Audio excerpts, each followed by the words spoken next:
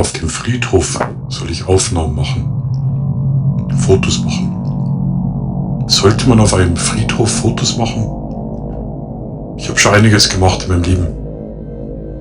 Mein Leben ist wie eine Klobrille. Man macht einiges durch. Habe ich Angst vor dem Friedhof? Nein. Vor den Toten sollte man keine Angst haben. Schließlich sind sie versteckt hinter großen Mauern, damit wir sie auch nicht sehen.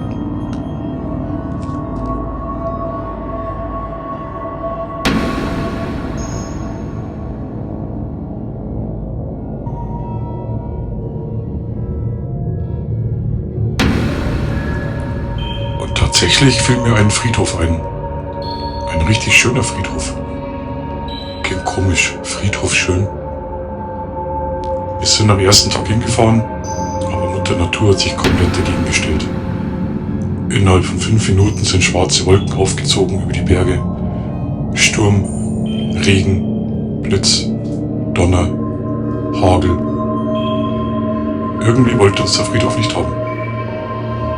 Wir mussten dann wirklich abbrechen und nach Hause fahren. Und das Lustige ist, 7 Tage später war das Wetter strahlend schön und wir sind wieder los, Richtung Friedhof. Und nachdem da eine wunderbare, schöne Kirche dort steht, sind wir in die Kirche rein.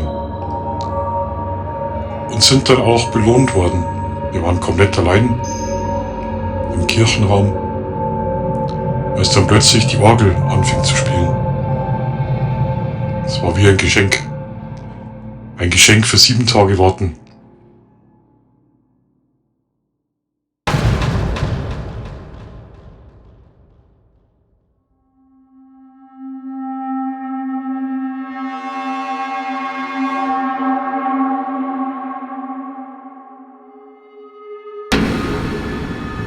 Man denkt sich am Anfang schon, moralisch kann man auf den Friedhof und da Fotos machen. Was ist, wenn eine Beerdigung gerade stattfindet? Oder trauernde Menschen? Und ich renne schwer bewaffnet mit meiner Kamera durch die Gegend und mache Fotos von den Gräbern.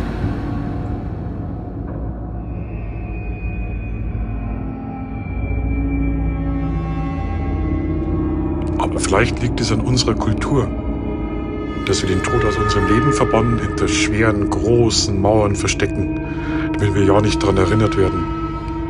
In unserem täglichen Leben.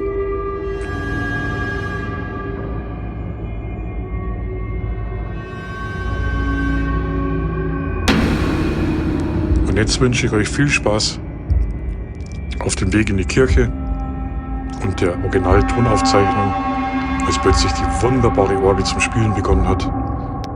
Wie ein extra Konzert für uns. Und anschließend ein paar Fotos von diesem Friedhof, welcher der schönste Friedhof ist, den ich eigentlich kenne. Und ich werde auch den Ort nicht verraten, aus Respekt. Nicht, dass dort Fototreffen stattfinden. Ich hoffe, ihr habt ein bisschen Spaß und heute mal einfach ein kleines, nachdenklicheres Video.